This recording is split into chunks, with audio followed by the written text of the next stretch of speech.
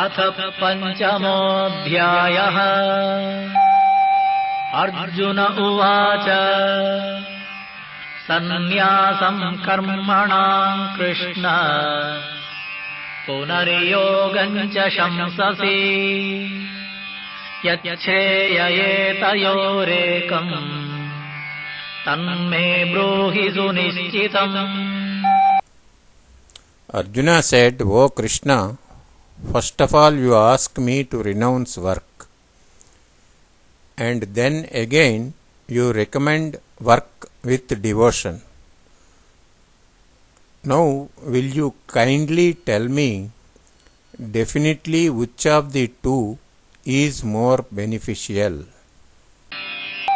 Shri Bhagavanuvāca Sannyāsa karma yogascha निःश्रेयसकरावुभौ तयोस्तु कर्म संन्यासात् कर्मयोगो विशिष्यते।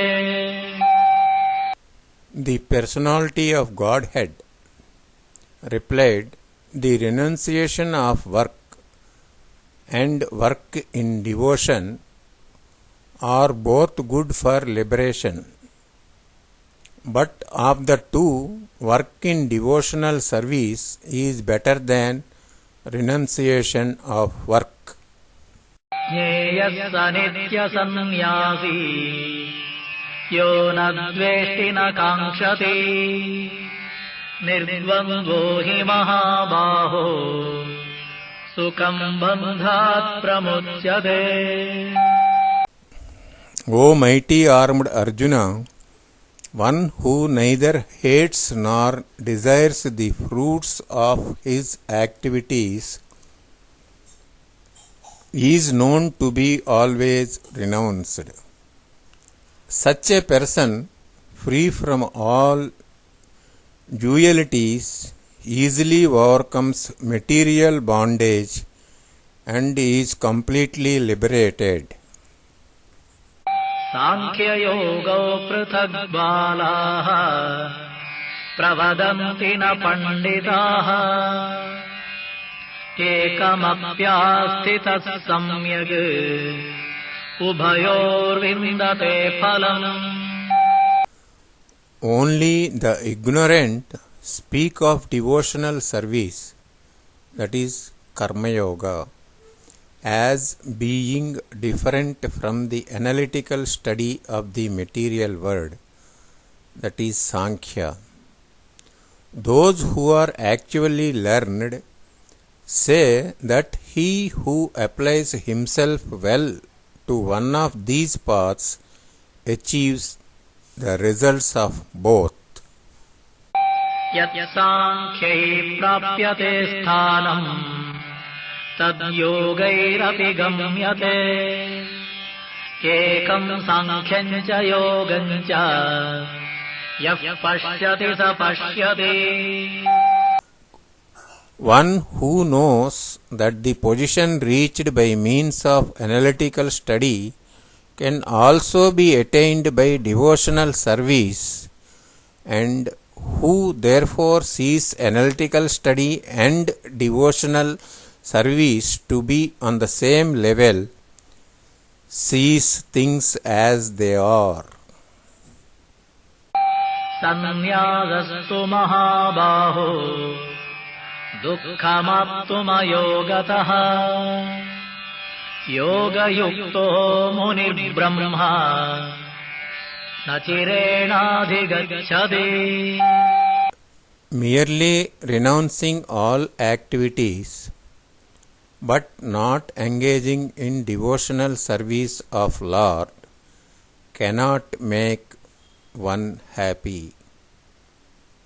But a thoughtful person engaged in devotional service can achieve the supreme without delay. Yoga yukto vishuddhatma vijitatma jitendriyaha sarvabhutatma bhutatma kuruvannapi na lipyate. One who works in devotion, who is a pure soul and who controls his mind and senses is dear to everyone, and everyone is dear to him. Though always working, such a man is never entangled. नैव किञ्चित् करोमीति युक्तो मन्येत तत्त्ववित् पश्यन् शृण्वन् स्पृशन् जिघ्रन् अश्नन् गच्छन् स्वपन् श्वसन्.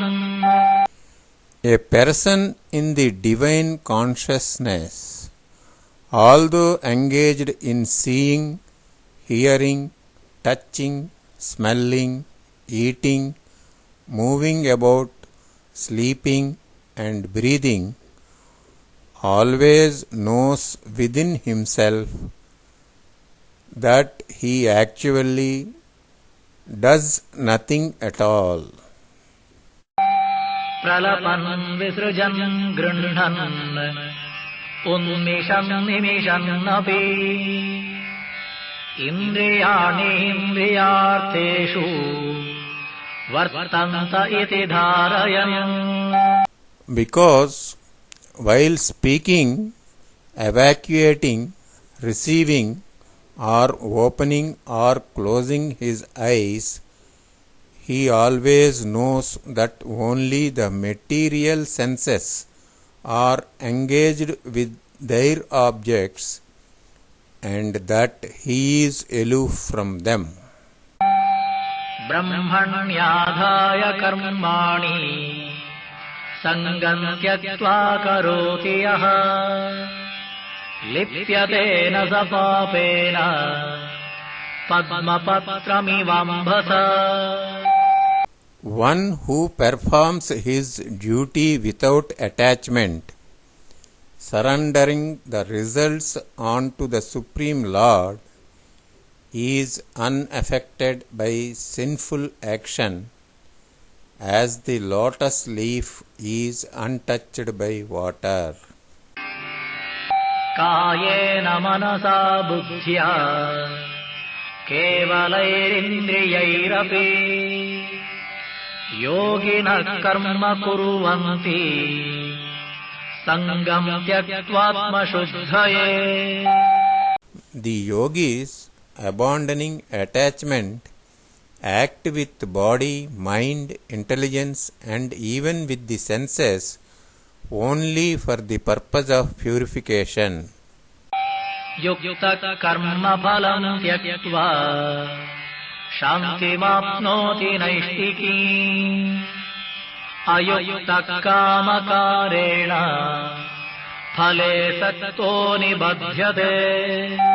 The steadily devoted soul attains unadulterated peace because he offers the result of all activities to me.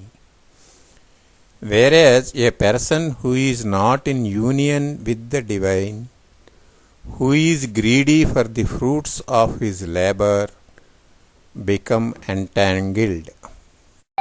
सर्वकर्माणि मनसा सन्न्यस्यास्ते सुखं वशी नवद्वारे पुरे देहि नैव कुर्वन्न कारयन्. When the embodied living being controls his nature and mentally renounces all actions, he resides happily in the city of 9 gates, that is the material body. He is neither working nor causing work. न कर्तृत्वं न कर्माणि लोकस्य सृजति प्रभुः न कर्मफलसंयोगम् स्वभावस्तु प्रवर्तते.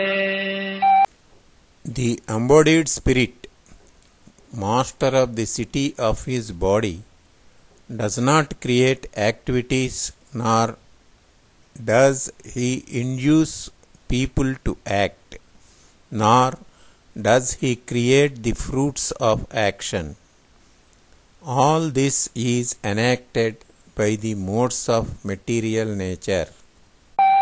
नादत्ते कस्यचित् पापम् न चैव सुकृतम् विभुः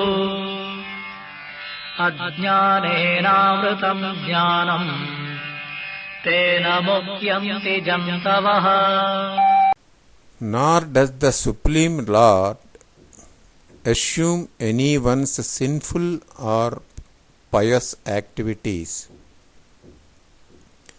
Embodied beings, however, are bewildered because of ignorance which covers their real knowledge.